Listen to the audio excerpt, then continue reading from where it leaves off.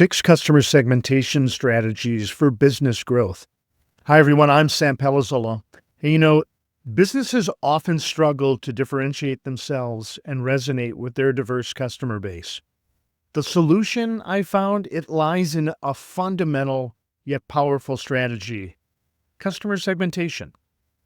This method that I'm going to share with you today will allow you to drive your business and divide your customer base into distinct groups, each with its own set of needs and preferences. And by understanding these differences, I think that you'll find that you can deliver more targeted marketing, drive higher engagement, and ultimately achieve sustainable growth. So let's get into it. I want to start out by sharing a little bit about what I think is the importance of effective customer segmentation. In other words, why do we want to do this? Customer segmentation or targeting isn't just about sorting customers into arbitrary categories. It's about identifying and addressing specific needs and behaviors that allow you and your business to optimize your offerings, right? Whether it's a product or a service. I found a Harvard Business Review article. It was titled, "What You Need to Know About Segmentation," and I'll drop the link in the video description here.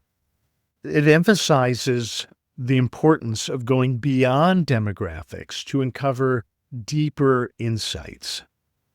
By identifying distinct groups based on their motivations, behaviors, or needs, I think that you'll be able to move away from traditional one-size-fits-all generic approaches, and you'll really be able to create those tailored experiences that better meet the expectations of your diverse customer base. I found that this effective segmentation of customers also enables companies like you to allocate resources effectively. You'll prioritize the right segments, you'll align your offerings with customers, what they really and actually want. What happens when you don't have segmentation? Well, you risk wasting time and money on generic campaigns, and they just fail to connect with your audience. If you've ever had those issues where you had the best advertising and marketing campaign and it just didn't land, you feel my pain. The model that I found in that Harvard Business Review is one called the STP Model: segmentation, targeting, and positioning. I think it's a framework for success.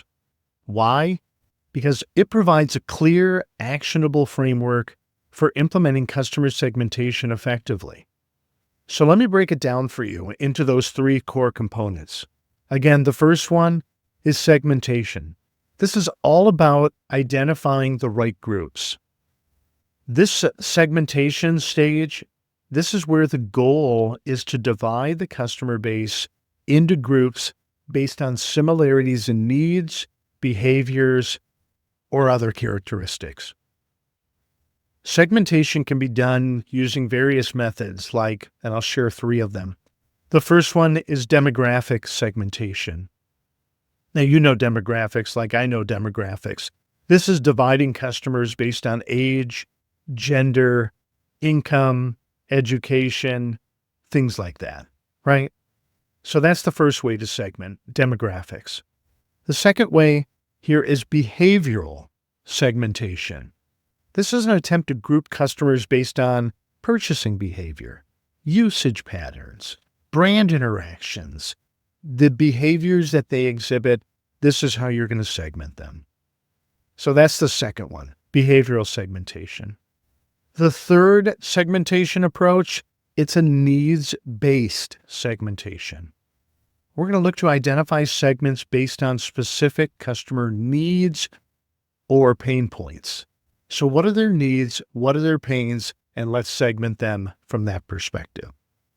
So 3 different segmentation approaches: demographic, behavioral, needs-based. Let me give you an example. A tech company might segment its audience into early adopters, value seekers, and budget-conscious consumers. Early adopters, value seekers, budget-conscious consumers. Why? Because each group has different purchasing behaviors and product service expectations, which would dictate the messaging and your positioning strategy. Okay? So that is the S in our STP model segmentation. Again, 3 different segmentation approaches: demographic, behavioral, and needs-based. Let's slide into the second area. This is targeting in the STP model. This is selecting the right segments. If we've segmented them out, how are we going to target them? This is the next step: selecting the most profitable or strategic segments to focus on. Not all segments will be worth pursuing. And let me just be honest, especially if they are too small or they're not aligned with your business goals. Let me give you an example of targeting. If you're a premium brand, you might choose to target high-income individuals who value quality over price. Alternatively, value-driven businesses, you may target budget-conscious customers, right? Consumers who prioritize affordability. The key here is to choose segments that allow your business to maximize its potential while aligning with your overall strategy. So this is the T portion in our STP model: targeting or selecting the right segments. Let's bring this model home by talking about the P, which is positioning. This is tailoring your marketing efforts. So after identifying and targeting the right customer segments, positioning comes into play. This involves creating tailored marketing messages and offers that resonate with the unique needs of each segment. Effective positioning ensures that your customers understand the value of your product or service provides in a way that speaks directly to their needs. This is positioning, tailoring your marketing efforts. For instance, let me give you an example. A company selling fitness equipment might position its high-end products as premium, catering to fitness enthusiasts who demand top-tier performance. Conversely, a more affordable option might be marketed to budget-conscious consumers who are seeking practicality and value. See the difference there? This is positioning or tailoring your marketing efforts, and this is the STP model. Let me give you an overall real-world example. It's the pregnancy test market. A notable real-world example of customer success segmentation is Clearblue's approach to pregnancy test market. Sounds like a weird example. It's not. Stay with me. Clearblue identified 2 distinct customer segments.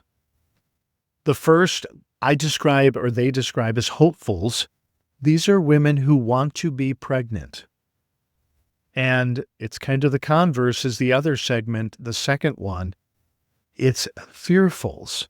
These are women who were anxious about the possibility of being pregnant. So 2 segments, hopefuls and fearfuls. By understanding the emotional differences between these 2 groups, Clearblue tailored its marketing, product packaging, and their pricing to appeal specifically to each segment. The hopefuls were targeted with messages that emphasized excitement and anticipation. And you probably guessed it, the fearfuls, they received messages focused on reassurance and sensitivity. This type of a segmentation strategy allows Clearblue to not only address different customer needs, but also to position its products effectively within the market. They captured a broader customer base and they were able to increase sales. I'll share with you 6 characteristics of effective segmentation. Because always someone asks me, there's got to be an easier way. Let me see if we can't break this elephant down one bite at a time. Because as that Harvard Business Review article emphasized, successful customer segmentation, it has to meet certain criteria to ensure effectiveness. And there's 6 characteristics that I've identified in the article that are crucial in evaluating whether a segment is worth targeting. The first characteristic, it's identifiable. You have to be able to clearly define and measure the characteristics of the segment. Identifiable. That's number 1. Number 2, substantial. The segment must be large enough to justify targeting. Too small? Why bother? So that's the second characteristic, substantial. Got to be large enough to be able to justify targeting. Third is accessible. You have to be able to reach the segment through relevant communication and distribution channels. The third one, accessible. Number 4, stable. The segment should remain relatively stable over time for long-term marketing success. Now, the difference between short-term and long-term traditionally was dictated on a calendar basis. Short-term, 12 months or less. Long-term, anything greater than. It may vary in your industry, and it may vary depending upon your product or service offering. But either way, attempt to throw a calendar on the flag, call everything between here and there short-term, beyond there long-term. You're looking for some stability, okay? That's number 4. Number 5, the 5th characteristic, differentiable. There must be clear differences in needs or behaviors compared to other segments. Okay, if you're going to segment things out, make certain that there are differences. While it's not common to have 100% no overlap, just make certain you have big enough differentiable moments so that way you can segment appropriately. Let's bring it home. This is our 6th characteristic of effective segmentation. It's actionable. You should be able to develop products or marketing strategies tailored to the segment's needs. So, in other words, why would we want to segment if we're never going to take any action? Which brings us nicely to my favorite part, which is real strategies, real results.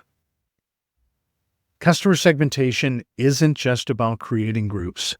It's about understanding your customers' motivations, behaviors, and needs so you can deliver tailored experiences that drive real growth. By using the STP model and aligning your segmentation efforts with the 6 characteristics that I mentioned, you can ensure your marketing and sales efforts will be laser-focused, strategic, and impactful when enacted. Effective segmentation, it allows businesses to make more informed decisions, prioritize high-value opportunities, and develop a deeper connection with your target audience. By continually refining your approach to segmentation and keeping the focus on the unique needs of each group, you'll position your business for sustained success. Thank you for joining me here. Again, my name is Sam Palazzolo. Real strategies, real results. We'll put a link in my bio to my newsletter if you'd like this. Each week, I drop one of my 50 scaling strategies in a newsletter that you can consume in 5 minutes or less. So if you like this article or this type of a post on customer segmentation, you'll get each one of those types in a weekly newsletter. We are also this year running some catalyst initiatives. We've got a CEO catalyst, different cohorts. We are going to have a business catalyst, and we're going to have an M&A catalyst.